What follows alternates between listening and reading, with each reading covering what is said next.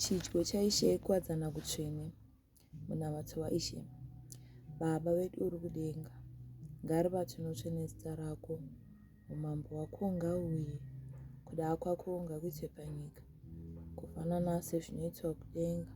Tipe nhasi sadza redu ramazuva namazuva. Tiregerere mhosva dzedu, kufanana nesu tinoregerera avo vanotadzira isu. Rega kutipinza pakedzo, tiponese pane zvakaipa, nokutuma munde wako, namasimba ndeako, noutsvene ndehwako, kudzamarara kwekusingaperi. Amen.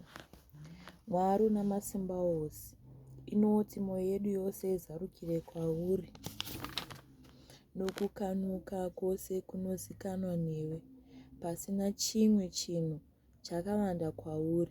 Natsa kufunga kwemwoyo yedu nokufemera kwomweya wako mutsvene, kuti tigokuda takakwana nezita rako dzvene.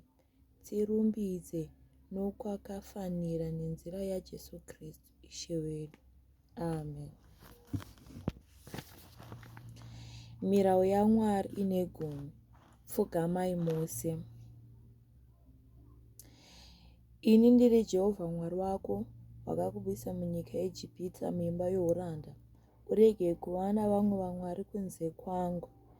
Ishe tibate netsitsi, tipe mwoyo wokuchengeta uyu murau. Urege kuzvitsira mufananidzo wakavezwa wechinhu chinofanana nechiri kudenga pauzuru, nechiri panyika pasi pano, nechiri mumvura pasi penyika. Urege kupfugama mberi kwazvo, urege kuzvishandira, nokuti ini Jehovha Mwari wako ndiri Mwari ane shanje, ndinoshambira mhosva dzamadzibaba kuna vana pauzuru pavechitatu nepauzuru pavechina, chizukuru chavanondivenga. Nditsire tsitsi kuzviuru zvavanondida navanochengeta mirayiro yangu. Ishe tibate netsitsi, tipe mwoyo wokuchengeta uyu murau. Urege kutamba nezita raJehovha Mwari wako, nokuti Jehovha haarege kupa mhosva uyo anowanikwa achitamba nezita rake. Ishe tibate netsitsi, tipe mwoyo wokuchengeta uyu murau. Funga musi weSabata kuti uite mutsvene, unogoshanda nemisi mitanhatu, uite ose mabasa ako.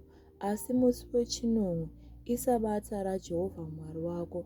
Usaita rimwe basa naro, iwe nomwanakomana wako, nomwanasikana wako, nomuranda wako, nomurandakadzi wako, nenhombe dzako, nomuenzi ari pakati pamasuo guru ako. Nokuti nemisi mitanhatu Jehovha wakasika denga nenyika negungwa nezvose zviriko, akagozorora nomusi wechinomwe. Naizvozvo akauropafadza Jehovha musi wechinomwe, akauita mutsvene. Ishe tibate netsitsi, tipe mwoyo wokuchengeta uyu murau. Kudza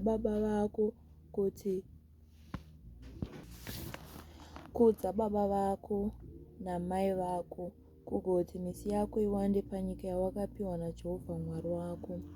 Ishe tibate netsitsi, tipe mwoyo wokuchengeta uyu murau.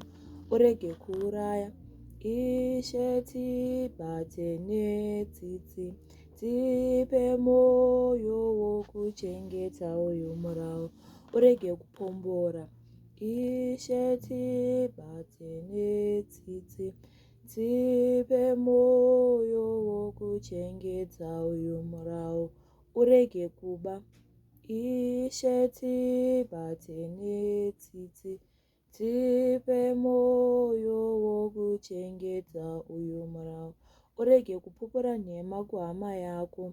Ishe tibate netsitsi, tipe mwoyo wokuchengeta uyu murau. Urege kuitira usvinu imba yehama yako, urege kuitira usvinu mukadzi wehama yako, nomuranda wake, nenzombe yake, nomubhemi wake, nechimwe chinhu chehama yako. Ishe tibate netsitsi, tipe mwoyo wokuchengeta uyu murau. Rutendo rwaApostori. Munotaura mushure mangu. Ndinotenda kuna Mwari, Baba una masimba ose, musiki wedenga nenyika, nokuna Jesu Kristu, mwanakomana wake mumwe chete. Ndiye Ishe wedu, wakanhongwa noMweya Mutsvene, akazvarwa nemhandara Maria, akanzwa kurwadza pasi paPontius Pirato, akaroverwa pamuchinjikwa, akafa, akavigwa muguva, akaburukira kuvashakabvu, akati nomusi wechitatu akamuka kakare pakufa, akakwira akaenda kudenga, uko kwaagere kurudyi rwaMwari Baba una masimba ose. Achauya kakare kuzocheka mhosva dzavapenyu nedzavakafa. Ndinotenda kuMweya Mutsvene, nekokorodzano tsvene iriko kwose kunyika, nokuwadzana kwavatsvene, nokuregererwa kwezvakaipa, nokumuka kwomuviri pakufa, noupenyu husingaperi. Vanhu vose vanogara pasi. Vazvarwa vanodikanwa kuna She, munoda kuti muve nokuwadzana nomuviri neropa romuponesi wedu Kristu. Makafanira kuchifunga kwazvo chirayiro chaPaurosi chinoti, vanhu vose ngavazvitarise kutanga vasati vadya ichipapata nouyu mukombe vanwe kwauri.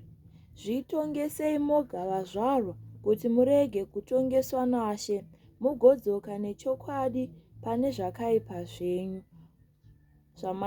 zvamaita kare, muye norutendo rwakasimbisa kuna Kristu muponesi wedu. Gadzirai vose kuti mufanire kugoverwa izvo zvakavanda zvitsvene. Kakare makafanira kutenda nemwoyo yakarurama kuna Mwari Baba, noMwanakomana noMweya Mutsvene, nenzira yokuti nyika yakasunungurwa nokufa nokurwadza kwomuponesi wedu Kristu. Wakanga ari Mwari nomunhu, akazviita muduku, akatifira pamuchinjikwa. Isu vatadzi vanoshamisa takanga tigere parima nepamumvuri wokufa, akagoti Kristu akaita vana vaMwari, akatisimudza tive vadyi venhaka dzoupenyu husingaperi. Takasimirwa pane zvakawanda zvitsvene, zvitenderano zvorudo rwake, kugoti tirambe tichirufunga rudo rukuru rwaIshe wedu Kristu Jesu, muponesi ari woga. Wakatifira atiwanisa maropafadzo asingaverengwi, nokuparadza ropa rake rakakomba, kuti tifunge nokufa kwake, tive nokufara kukuru nokusingaperi. Zvakatifanira zvino kuti timutende naBaba nomweya, kunamata noutsvene hwechokwadi nokururama yose misi youpenyu hwedu. Imi munodzokera pane zvakaipa zvenyu nechokwadi, nemwoyo munodana navanhu vose, munoda kugara pachigare chitsva, muchitevera mirayiro yaMwari, mufambe panzira yake tsvene. Swederai norutendo, muchitora ichi chitenderano chitsvene, kuti munyaradzwe, mutendere pakururama kuna Mwari una masimba ose. Pfugamai mose. Mwari una masimba ose, Baba Ishe wedu Jesu Kristu, muiti wezvinhu zvose, tinozvitenda, tinozvichemera nokuzvichemera zvakaipa zvedu zvizhinji zvatakaita, nokutadza nokuipa nguva nenguva, nokufunga nokutaura netsika dzedu kwauri ukuru hwomwari hwako. Takazvimutsira hasha dzako nokutsamwa kwako kwakafanira. Tinodzoka nechokwadi tiine tsitsi dzemwoyo nezvikanganiso zvedu. Zvinorwadza kana tozvifunga. Kurema kwazvo hatingakutakuri. Tiitire tsitsi, tiitire tsitsi. Baba une tsitsi dzisingaverengwi, tiregerere zvose zvapfuura nenzira yomwanakomana wako, Ishe wedu Jesu Kristu. Ita kuti tirambe tichikunamata, tichikutendisa nechigare chitsva, zvino nenguva dzose, kugoti kukurumbidzwe, kutsveniswe zita rako, nenzira yaJesu Kristu, Ishe wedu. Amen. Mwari una masimba ose, Baba wedu uri kudenga, wakati netsitsi dzako huru ukavapa chifungiso chokuregererwa zvakaipa zvavo. Vose vanodzokera kwauri norukudzo rwemwoyo norutendo rwechokwadi. Iva netsitsi kwatiri, utiregerere zvakaipa zvedu, utiponese kwazviri, tisimbise tisimbe kwazviri zvose zvakanaka. Udzamarare utipinze muupenyu husingaperi nenzira yaJesu Kristu, Ishe wedu. Amen. Hatina kuuya kune tafura yako, Ishe une tsitsi, tichifunga kururama kwedu. Tinouya tichifunga rudo rwako rukuru noruzhinji. Hatifanirisi kunhonga mupfumbwe pasi petafura yako, asi iwe uri Ishe unogara, une tsitsi nenguva dzose. Tipe, Ishe une ngoni, kuti tidye nyama yomwanakomana wako Jesu Kristu, tirimirwe neropa rake, nenzira yokuti miviri yedu yakaipa ishambidzwe nomiro wake. Iti nemweya yedu ishambwe neropa rake rakakomba. Tigare kwaari naiye agare kwatiri, kudzamarara kuve kusino ukoni. Amen. Baba wedu uri kudenga, wakati une tsitsi dzako huru katipa mwanakomana wako mumwe chete, Jesu Kristu, kuti anzwe kufa nokuroverwa pamuchinjikwa, kugoti tisunungurwe. Wakati nokuzvipira kwake kwaakaita kwazvo, akaita diramamba rakazadzikisa nomupiro wakakwana, nenzira yezvakaipa zvayo yose nyika. Wakati kakare atimisira chifungiso chokufa kwake, wakadaro muevhangeri yake zvene, kuti ngatichichengete adzamarara adzoke kakare. Tinokunyengetedza Baba, une tsitsi kuti tinzwe. Ita kuti isu tinozvigamuchire izvi zvinhu zvako, chipapatsa newaini, nokumisirwa kutsvene kwomwanakomana wako Jesu Kristu, muponesi wedu. Tinozvigamuchira kuti tipote tichizvifunga nokufa kwake, nokurema kwaakanzwa. Ita kuti tive vagoveri vemuviri wake wakaropafadzwa, neropa rakaropafadzwa. Akati naiye naihwohwo usiku hwaakapirwa nahwo kuvavengi, akatora chipapata akagoti atenda, achimedura akagovera vadzidzi vake achiti, torai mudye, ichi muviri wangu wakapirwa imi, ita izvi nokundifunga. Akati kakare, shure kwechirariro, akatora mukombe akagoti atenda akavapa achiti, inwai mose kwauri, nokuti iropa rangu rechitenderano chitsva, rakaropafadzwa nenzira yenyu vazhinji. Kugovapo kuregerwa kwezvakaipa. Ita izvi kana muchinwa, mundifunge. Amen. Muviri waIshe wedu Jesu Kristu waparadzirwa iwe, ungachengeta muviri nomweya wako, kudzamarara kwekusingaperi. Inwa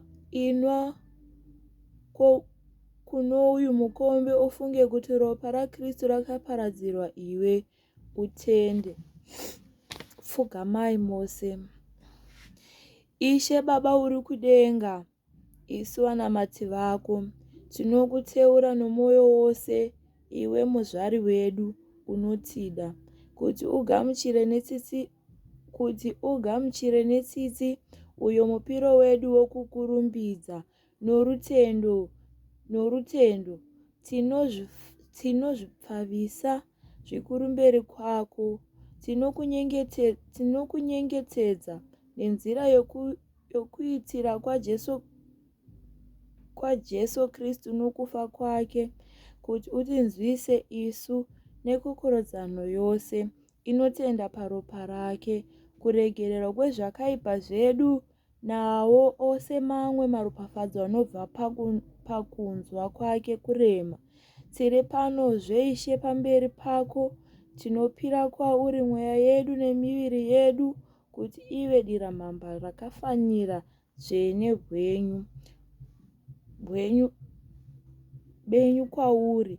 Tinokunyengetedza isu tose tichagoverwa ichi chitenderano chitsvene, tizadzwe netsitsi dzako noruropafadzo rwako rwokudenga, kana tisina kufanira nenzira yezvakaipa zvedu zvizhinji, kuti tipire kwauri dira mamba rimwe chete. Tinokuteura kuti ugamuchire uyu mushandiro wedu watakafanira kuita, urege kuyera kunaka kwedu chete, tiregerere zvitadzo zvedu, nenzira yaJesu Kristu Ishe wedu, kuti kuvekwe naiye pamwe nomweya mutsvene, wose mukurumbira noupenyu kwauri, Baba una masimba ose, kudzamara kuve kusingaperi. Amen.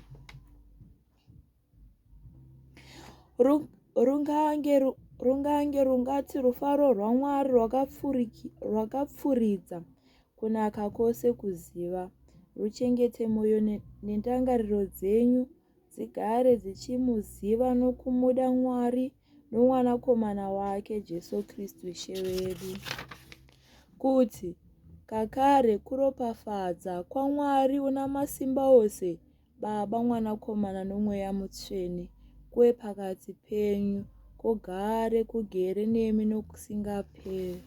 Amen.